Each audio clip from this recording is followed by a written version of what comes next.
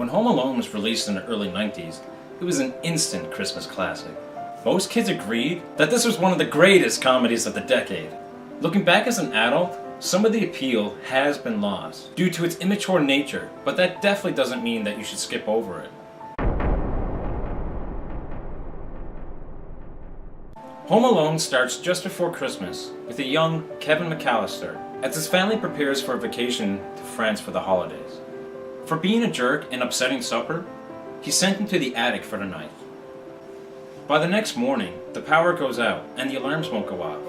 Forced to rush and in the confusion, Kevin is accidentally left behind, and now he's in charge of the house. Little known to Kevin, two thieves by the names of Harry and Marv are out to rob the house blind. With the hopes of stopping the burglars from entering, Kevin sets up many booby traps. Thus begins the hilarious antics between Kevin and the Wet Bandits.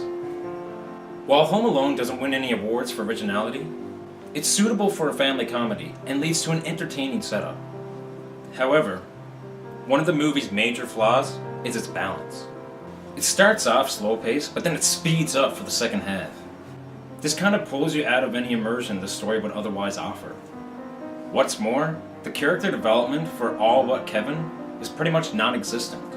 This makes it difficult to become fully invested. But this is made up for by the wonderful direction of Chris Columbus. None of his shots feels like they're gone to waste, and this is easily superior to most of his movies.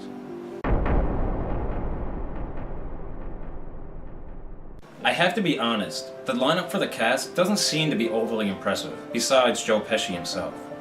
And yet, all the major characters are cast well. Macaulay Culkin plays our main character Kevin, and is great here, especially for a child actor. Though you can generally tell that he hasn't developed his craft yet, his unusual delivery never pulls you out of the action. Then there's Joe Pesci and Daniel Stern as the Wet Bandits, who play Harry and Marv respectively. The two not only have good comedic chemistry, they're hilarious together. Finally, you have Catherine O'Hara, who plays Kevin's mother. Her desperation to get home to her son felt realistic, and I found myself rooting for her, despite her lack of character development. In fact, not one of these major characters felt out of place or stereotypical, and went above and beyond what was written on the page. That's not to say that the script is poorly written. The dialogue is quite humorous, and helped Tommy over for the big laughs later on. The costumes for Home Alone weren't bad either, as the Wet Bandits looked simultaneously menacing and ridiculous, helping with the tone that the movie establishes.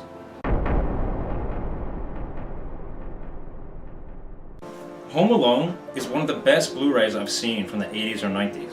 Thanks to the vibrant colors throughout and very little film grain, it is vastly superior to the DVD. The lighting is also quite vivid, and while the audio doesn't quite reach the balance that it should, it is still phenomenal. The soundtrack is full of great Christmas songs that are full of Christmas spirit. But the brilliant composition by John Williams is the real star of the show. In addition, most of the effects still hold up today, except for that stupid tarantula one. It looks so unrealistic, it actually pulled me out of the movie. After spending 10 years away from Home Alone, I was pleasantly surprised when I decided to watch it again. Despite some flaws that the script presented, it's great no matter what age you are. Although nostalgia is what brought me this year. It's the movie itself that will have me back again next year. Home Alone gets an 8 out of 10. So thanks for watching, guys.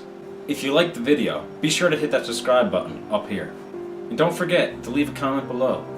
Also, if you'd like to leave a donation for the charity of the month, or even just share it on Facebook or Twitter, be sure to check out the links in the description below. I'm Kyle from Battlefront Productions. Merry Christmas, and until next time.